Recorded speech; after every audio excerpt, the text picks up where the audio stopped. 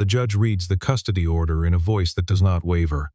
Primary physical custody of Soren Whitley, age 6, is hereby awarded to the mother, Claudia Whitley, née Rourke. Declan Whitley stands at the respondent's table without moving. His attorney puts a hand on his arm. He does not feel it. He hears the rest of the ruling the way you hear rain on a roof in another room. Present, distant, continuous. The house, the joint accounts, the vehicle, the savings. All of it, to Claudia, all of it. He does not contest a word. In the gallery, 2 court reporters make notes. A woman in a yellow cardigan cries quietly. Though she does not know either party, she cries at custody hearings the way other people cry at weddings. The bailiff is used to her. Judge Vera Alderman finishes reading. She looks up once. Declan is already looking at the back of the room. Not at the door, just at the distance. She makes a note she does not understand the reason for making. She will think about it later. 6 hours earlier, the smell of toast burning in a small apartment on the east side of Asheville. Declan at the counter in a gray sweatshirt, scraping carbon off the edge of a slice with a table knife, while Soren sat at the kitchen table explaining, very seriously, that toast was better burned because it was crunchier. Declan said that was a reasonable position. Soren accepted this as a formal agreement between them. He combed the boy's hair, which resisted combing. He found the correct sneaker behind the radiator. He zipped the small jacket and kissed the top of the child's head. Soren smelled like soap and sleep and the particular warmth of a 6-year-old who does not yet know what mornings cost. Declan drove him to school in the old Subaru. He watched until Soren went through the doors and then sat in the parking lot for a while without turning the key. He called Fitz. "She's here," Fitz said. Pulled up in the Range Rover. "New coat. I'll be there in 20. Deck." A pause. "You sure about this?" "I'm sure." He drove to the courthouse alone. He parked 4 blocks away on a street where the meters were broken. He walked. The morning was cold, the mountains visible above the downtown buildings in the particular blue light of November in western North Carolina. He entered through the side. He did not want to stand on the front steps with Claudia and her attorney, and Claudia's mother, Renee, who would be there, because Renee was always present at the moments in Claudia's life that involved extracting something from someone. In the hallway, Declan took the respondent's chair. His attorney, a small, careful man named Bowen, set his briefcase on the table and opened it exactly once to remove a folder. Then he closed it. His instructions were clear: do not fight the property. Fight only for the boy. Claudia entered from the left door. She wore a dark suit, the kind purchased for occasions. Her attorney, Gareth Hess, walked beside her with the posture of a man who had already won. Renee sat in the second row of the gallery. She smoothed her skirt and looked at Declan, the way people look at furniture they are about to move out. Judge Vera Alderman entered. The room rose. She was 41. She had been on the bench in Buncombe County for 6 years. She had a reputation for listening before ruling, which was not as common as people assumed. She had gray-green eyes and the kind of stillness that rooms adjust to, rather than the other way around. She greeted both tables with the same measured nod. She sat. She opened the file. Gareth Hess presented their case. Claudia testified to a marriage that had died by degrees. Declan's long absences, his emotional withdrawal after his brother Callum's death 2 years prior, the way she had managed the household alone while he spent weekends at the workshop. She was not wrong about any of it. That was the part Bowen had warned him about. The facts were accurate. They just were not the whole picture. Declan did not contest them. Alderman looked at him once. "Mr. Whitley, would you like to respond to any of the testimony regarding the household management?" "No, Your Honor." She wrote something. Her pens did not leave the page for a moment, longer than the notation required. Something was off. She could feel it the way you feel a room that is slightly too quiet. Not empty, just held. She had no grounds to stop the proceeding. She continued. When the custody portion came, Bowen opened the folder. He entered school records, pediatrician logs, a signed statement from Soren's teacher, a calendar Declan had kept for months documenting school pickups, sick days, bedtime routines, the vet appointment for the hamster, the name of Soren's favorite book, and the night they had finished it and started it again from the beginning because Soren had asked to. Claudia's jaw tightened. Gareth touched her elbow. "Later," he said, just audibly enough. Alderman ruled. The house, the accounts, the vehicle, all to Claudia. Primary physical custody of Soren. To Claudia. Declan would have liberal visitation. 40% time sharing. Every other weekend plus Wednesday nights. She read it in a clear, low voice and did not perform it. When she finished, she looked up. Declan was already standing. He inclined his head. Not a bow, something shorter than that. "Thank you, Your Honor." It was not a courtroom phrase. She had heard "Thank you, Your Honor" from 1,000 respondents, and it had never sounded like that. Like someone meaning it for a reason she did not yet have access to. He turned. He walked the long aisle alone. The double doors swung closed behind him. The sound echoed in the marble hall and then was gone. Alderman sat, looking at the empty aisle. The bailiff called the next case. She gathered her file. She stood. She went back to her bench. She thought about it for the rest of the afternoon. Outside, Declan walked down the courthouse steps into the cold November air. At the bottom of the steps, Fitz was leaning against the wall of the municipal parking structure across the street, hands in his coat pockets. Beside him stood 2 women and a man Declan had asked to be there. Lorraine Whitley, 73, Declan's mother, in the gray wool coat she wore to every important occasion. She was not crying. She had not cried in public since 1987, and she intended to keep that record. Beside her, Samson Keel, the attorney who had built the trust. He was 55, had retired from corporate law 3 years ago, and had driven down from Boone that morning because Declan had called him 6 weeks earlier and said it was time. And Priya Whitley, Callum's widow, who had been the one to tell Declan what Callum's last instructions had been. She held a folder against her chest. She was wearing the expression of someone who has been waiting a long time to do something right. Lorraine spoke first. She crossed the street without waiting for the light, which she had always done, and stopped in front of her son and looked at him. "It's time, Declan." He nodded once. From around the corner, Fitz appeared with Soren. Fitz had picked him up from school 20 minutes early with a note signed by Declan. Soren was wearing his jacket, his backpack, and an expression of extreme curiosity about what was happening. "Dad." He walked fast, not running, because Soren had recently decided that running was for emergencies. "Are we doing the thing?" "We're doing the thing." Soren accepted this. He reached up and took his father's hand. Behind Declan, the courthouse doors opened. Claudia stepped out with Gareth and Renee. She stopped. She looked across the street. She looked at the group assembled there. She looked at Lorraine Whitley, who she had never liked, who had never particularly liked her back. She looked at the man with the folder. She looked at Priya. She did not yet understand what she was looking at. Renee put a hand on her daughter's arm. Samson Keel crossed the street toward them. He stopped at the bottom of the courthouse steps. He did not raise his voice. The morning was still enough that he did not need to. "Mrs. Whitley, you'll want to call a different attorney. Callum Whitley's estate resolves on Monday. Declan is the primary beneficiary and the trust administrator. Our accountants will be in touch." Gareth Hess turned the color of old concrete. He had known the Whitley family name from a distance. Everyone in western North Carolina who moved money professionally knew it. A 100-year-old timber business that had diversified into land holdings and a regional logistics company that Callum had scaled before his death. He had not connected it to the man in the gray sweatshirt who drove an 11-year-old Subaru. He had just spent 4 months helping his client take the house and the car from a man worth, on paper, somewhere between $30 and $40 million. The assets had been held in a premarital family trust that produced no income to Declan during the marriage.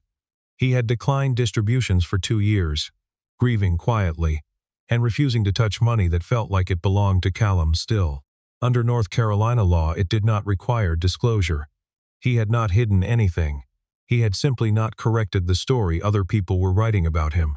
Renee saw Lorraine's face. She understood before Claudia did. Her hand dropped from her daughter's arm. Declan turned away. He walked toward the parking structure without looking back. Soren walked beside him, hand in his, backpack bouncing. "Dad, why did that lady look like that?" "Which lady?"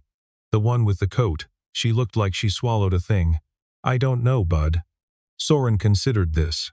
Joel Feynman at school makes that face when he finds out a test is today. That's probably about right. At the top of the courthouse steps, Vera Alderman had come out a side entrance for air. She sometimes did this between cases when the building felt too still. She stood on the steps with her coat over her arm and looked at the street below. She saw the group across the road. She saw Lorraine. She saw Samson Keel walking back from the bottom of the steps.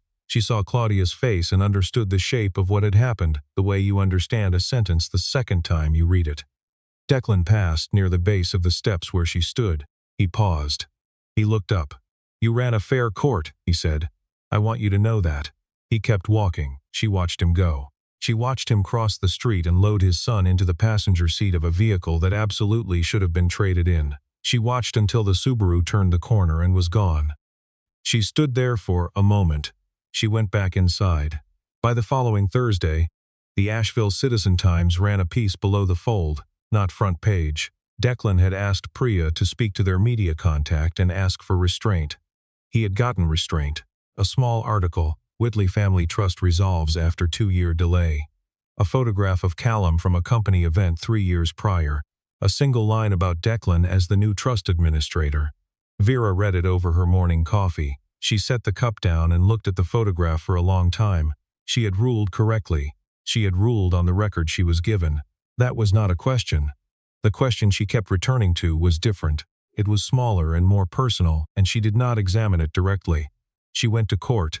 2 weeks later, Gareth Hess filed a motion to revisit the asset division on grounds of concealment. Vera received it on a Tuesday afternoon and read it twice. She pulled Declan's original discovery filings. His personal accounts, the Subaru, the apartment, his share of the workshop lease, the premarital trust listed as a non-marital asset with full documentation. He had disclosed what the law required. Every line of it. She denied the motion in 9 minutes.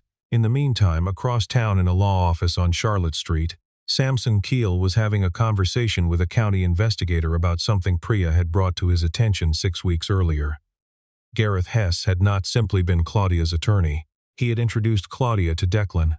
He had been her ex-girlfriend. Briefly, before the marriage, he had known the Whitley name and had done research and concluded, incorrectly, that Declan was a younger son who had been cut off from family money following a falling out.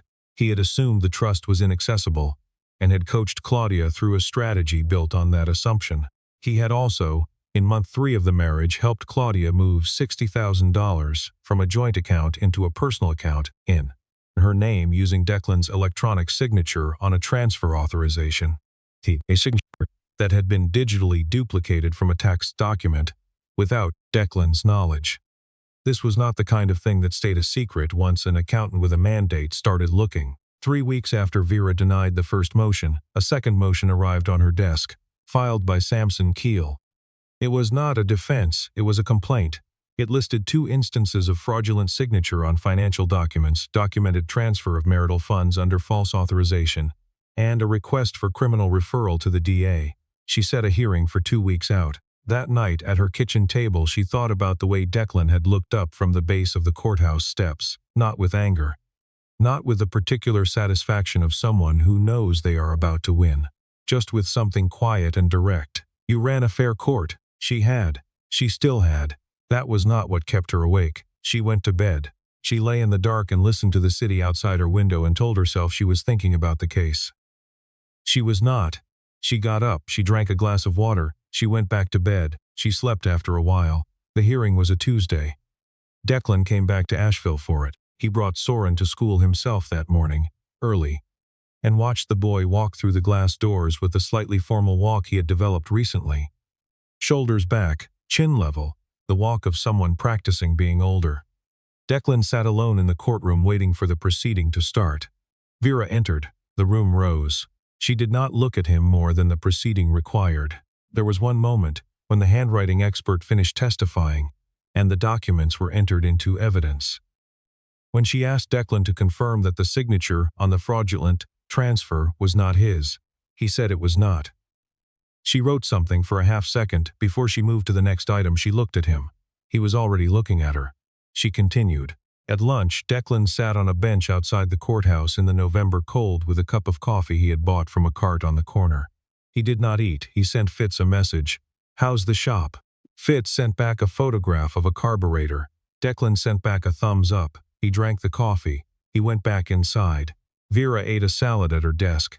She had bought it before the hearing and had not thought about it since. She ate it now, standing at the window looking down at the street. She could see the bench where Declan had been sitting. Empty now. She ate faster than she usually did.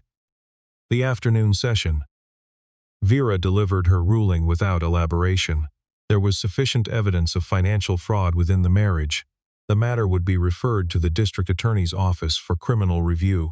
The joint account transfer would be reversed pending investigation. A full accounting of marital assets would be ordered. Gareth Hess left the room before she finished the last sentence. Claudia sat at the table and cried quietly, which was different from Vera's experience of how Claudia usually conducted herself in court. Renee was not in the gallery this time. That evening, Declan drove out of Asheville on Route 70, past the point where the road opened up and the hills went wide and you could see the sky without buildings in the way. He parked at a pullout he and Callum had used when they were teenagers. He sat with the engine off and the windows down and let the cold come in. He had been here the night Callum died. He had driven here without knowing he was going to. He had sat in this same spot until midnight. He was here again now, not for any particular reason, just because it was the place where things that couldn't be said out loud went to be acknowledged. He did not say anything out loud. He drove home. He picked up Soren from Lorraine's and sat on the couch, while Soren showed him a drawing of a dog, which Soren had been asking for since August, and Declan said they would talk about it seriously, and Soren took this as a yes, which it more or less was. A few miles away, Vera sat on her back porch with a blanket over her knees and a cup of coffee she had not touched. Her sister had called. She had not answered. She would call back Sunday. She looked at the tree in her yard, a white oak that had been there before the house, and thought about nothing with great concentration. She went inside. She washed the cup. She went to bed. The sky over Asheville was the same sky over the pullout on Route 70, but neither of them knew the other was still awake beneath it. The district attorney's investigation opened in December. Gareth Hess had a mentor in the county solicitor's office who was trying to slow things, but the financial records were clean and sequential and did not cooperate with being slowed. Vera was no longer on the family case. She did not try to be. She ran her own docket and recused herself from anything touching the Whitley matter, and went to work every morning and came home every evening and did not check the paper for updates because she knew how long these things took, and checking did not change the timeline. In January, Fitz walked into the DA's office with a manila envelope. He had been Declan's best friend since 7th grade. He had been the one who had fixed Claudia's car the first time she brought it to the shop, 2 months before she met Declan. He had liked her then. He had stopped liking her gradually, and then all at once on a Sunday afternoon when he had overheard a phone call between her and a man who was not her husband. He had not told Declan. He had told himself it was not his business. Then, 4 months before the divorce filing, Claudia had come to the shop and asked Fitz to appraise a piece of equipment that technically belonged to the Whitley estate, a rare vintage lathe that had been Callum's, that Callum had left specifically to Declan in a supplementary letter, and that Claudia had moved from the home workshop to a storage unit without mentioning it. Fitz had declined to appraise it. He had said he was busy. He had said this pleasantly. He had then driven home and sat at his kitchen table for a long time. He had bought a small recording device the following week. What he gave the DA in January was 3 months of audio from the shop back office, including 2 conversations in which Claudia and Gareth Hess discussed the appraised value of the lathe, the storage unit's location, an intermediary buyer in Charlotte, and a plan to liquidate it before any probate review could include it in the estate accounting. The case jumped jurisdiction. The DA called Samson Keel, who called Priya, who called Declan. Declan was in the workshop at the time. He set down what he was holding. He stood at the bench for a long time looking at the wall above it, where Callum had hung an old tin sign from their grandfather's shop. He went to the back and found Fitz. Fitz was cleaning a filter with a rag, looking at the far wall the way people look at things when they are pretending not to know someone is standing behind them. Declan put his hand on the back of Fitz's neck for a moment, the way you do with someone you have known since you were 11. He did not say anything. Fitz did not say anything either. The afternoon came through the high window of the workshop in a long straight line. 2 weeks later, the witness list for the preliminary fraud hearing was filed. It included Declan, it included Fitz, it included Samson Keel, and because of certain procedural motions she had ruled on in the family case, it included Vera Alderman. She would testify as a fact witness, not as a judge. She read the subpoena twice and accepted it. The night before she drove to the federal building in Charlotte for the deposition, she sat in her car in the driveway of her house for 12 minutes without turning it off. She told herself she was listening to the end of a story on the radio. The story had ended 4 minutes earlier. She turned off the engine. She went inside. The deposition was in Charlotte on a Thursday. Declan was there in the morning. Vera was scheduled for the afternoon. They were held apart by protocol. She testified to the motions before her bench. She answered what was asked. She was released. She was gathering her coat in the lobby when he came through the far doors from a different corridor. He stopped when he saw her. She stopped. The lobby was institutional. Gray carpet, fluorescent light, a security desk with a man in a blue uniform reading something on his phone. "Long day," Declan said. "Yes," a pause that lasted about 3 seconds and felt longer. "My daughter Soren's school has its winter program next Thursday," he said. He said it looking at the middle distance, not quite at her. "He's going to be a penguin. He's been practicing the walk." She looked at him. "Daughter? Son. He's 6. He corrects me when I'm tired." A small silence. "I wasn't thinking." She almost smiled. She turned it into something else. "Good night, Mr. Whitley." "Declan." She nodded. She went through the door. He stood in the lobby for a moment. Then he put on his coat and went the other way. The charges against Gareth Hess were confirmed in February. Claudia accepted a plea arrangement. Restitution, 18 months of supervised probation, mandatory cooperation with the estate accounting. The lathe was recovered from the storage unit. It was returned to Declan, who carried it back to the workshop and put it exactly where Callum had kept it. Asheville, by late February, had adjusted its understanding of Declan Whitley. The people who had known him as the mechanic who fixed cars at the shop on Clingman Avenue began to mention, in conversations, that they had always thought there was something about him. This was a form of community accounting that Declan observed without commenting on. He announced that the Whitley Family Trust would fund a new apprenticeship program through the local technical college. 12 paid positions annually for automotive and equipment repair. He partnered with Fitz on the curriculum. He stayed in Asheville. Soren's school was here. Everything that mattered was here. Vera was approached in March about a federal judicial appointment. The Fourth Circuit, based in Richmond. A senior colleague called her personally. It was not an offer anyone declined without thought. She told him she needed time. She and Declan encountered each other at the ribbon cutting for the apprenticeship program in April. It was a public event. They stood on opposite sides of the small crowd gathered on the parking lot of the technical college. They did not approach each other, but for the entire hour of the ceremony, each of them knew where the other was standing. He left first. She watched the space where he had been. Soren's school held its spring concert in May. Vera's neighbor had a daughter in the same grade. Vera had driven them both and paid 2 admission tickets and found a seat on the left side of the gymnasium.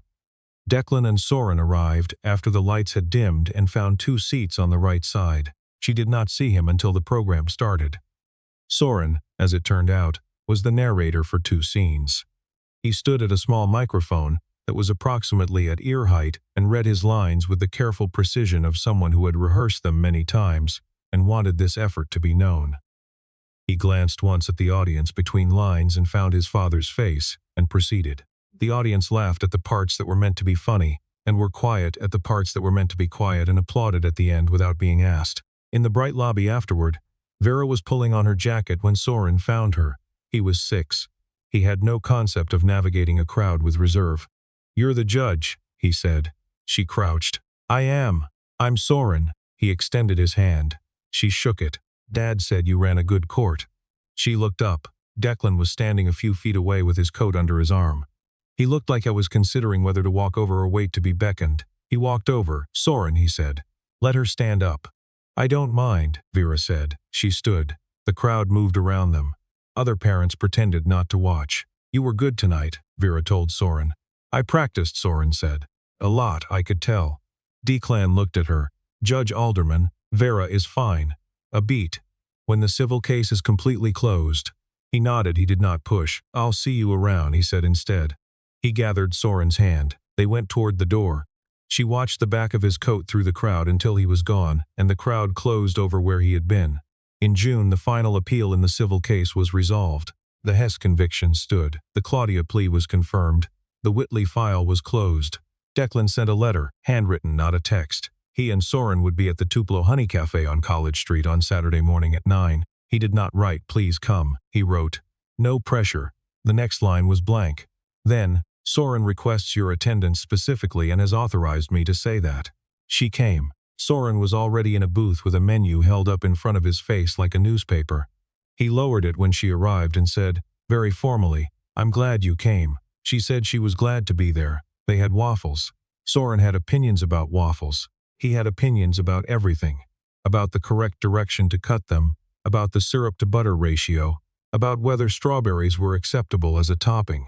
They were, but only on the side. He had recently decided to be a pilot, he told her, because Callum, he said this name without hesitation, the way children say the names of people who have been explained to them with honesty. Callum had told his dad that the view from up there made everything look like a plan. Vera held her coffee cup in both hands and listened.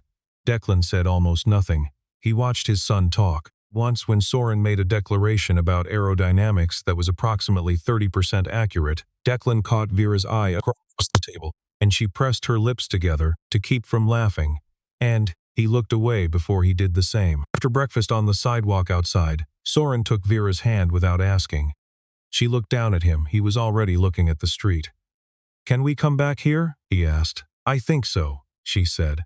"Dad, can we come back here?" "Yes," Declan said. Soren released her hand and walked ahead of them toward the car, examining a crack in the sidewalk with academic interest. Declan and Vera stood on the sidewalk. The morning was warm.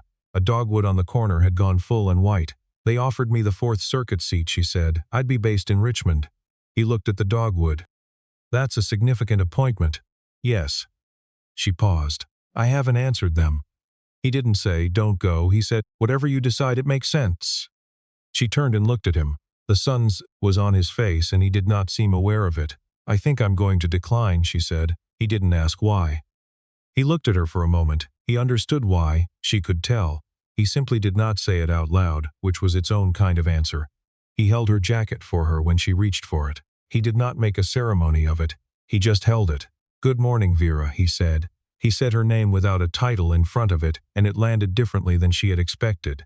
She looked at him. "Good morning, Declan." Soren called from 15 feet away, "Are we going or not?" They went. She drove home through the Saturday morning streets of Asheville, windows down, the warm air coming in. At a light on Marymount, she put her hand on the steering wheel and held it there. It was perfectly steady. She noted this with some surprise, and a small private feeling she did not try to name yet. She had not called her sister in 2 weeks. She thought she might call her today. She did not call her. She let herself into her house. She made a second cup of coffee. She stood at the kitchen window and looked out at the yard, the white oak going green in the spring. She stood there for a long time. Not because she was troubled. Because she was not. The following Monday, she declined the Fourth Circuit nomination in writing. She gave no public reason. She did not feel she needed to. The next year moved. Soren's second-grade class planted a garden. Declan volunteered on Tuesdays. Lorraine came down from Boone once a month and brought food and made no comment about the number of cups in the dish rack on Sunday mornings. Because Lorraine had not survived 73 years without learning when not to count things. The apprenticeship program took its first class in September. 12 students, the youngest 17, the oldest 34. All of them learning a trade in the building that had Callum Whitley's name on a small plaque by the door. Declan came to the first day. He shook 12 hands. He did not give a speech. Vera took a position with a civil rights litigation firm on Lexington Avenue. She had not practiced law in 6 years, only adjudicated it. There was a period of adjustment. Her new colleagues were 11 years younger than her and called her Vera on the first day, and she found she did not mind at all. One Thursday evening in October, almost exactly 1 year after the gavel had come down in Buncombe County Family Court, Soren asked if Vera could come to his school's fall presentation. He asked Declan first at dinner, with the kind of casual certainty children have when they already know the answer is yes. Declan called Vera. She had a conflict that evening but moved it. She arrived at the school gymnasium 5 minutes before the lights went down. Declan and Soren were in the third row. She took the open seat beside Declan, which Soren had been holding with a backpack and the focused determination of a 6-year-old who did not want anyone asking questions about whether that seat was taken. The program was about weather systems. Soren was a cumulus cloud. He was the most committed cumulus cloud in the gymnasium. At the reception after, in the bright lobby, Soren stood between them and held a hand of each and spoke at length to Lorraine, who had driven down from Buil for the occasion, about cloud types, because he had done additional research. Declan looked at Vera across the top of Soren's head. She looked back. Outside, the first night cold of October came through the open school doors. Lorraine was already at her car. Soren had been collected by a friend for a sleepover that had been arranged 3 days in advance with the seriousness of a diplomatic negotiation. They stood on the school steps, just the two of them, in the yellow light from above the door. "Callum would have liked you," Declan said. He said it simply, the way he said most things. She considered it.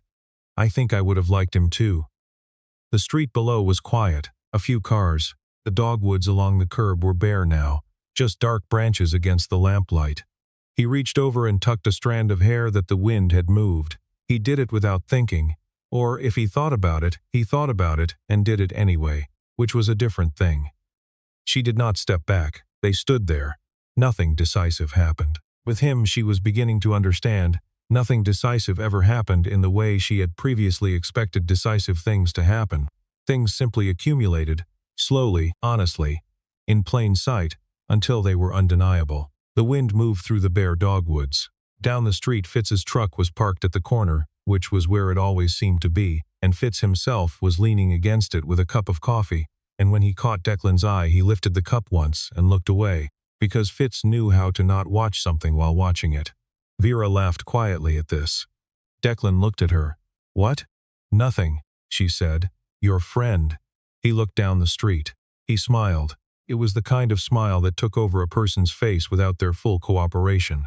They walked down the steps together, not toward anywhere in particular, just into the October night. The yellow light from the school fell on the sidewalk behind them, and then they were outside it in the dark, and it was fine. She did not name what she was feeling. She didn't have to. Some things do not require naming to be true. The night held them both, and neither of them moved to end it.